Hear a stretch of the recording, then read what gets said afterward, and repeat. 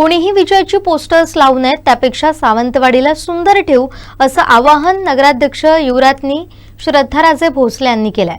आपण पाहतोय तर विजयी उमेदवार युवराज्ञी श्रद्धाराजे भोसले आपल्या सोबत आहेत।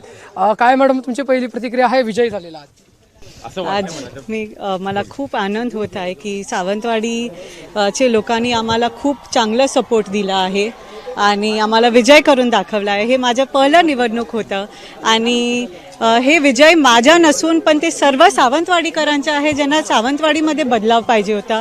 आणि सर्वप्रथम मी हे सांगते की पहिला आपण करणार की सावंतवाडीला स्वच्छ करणार।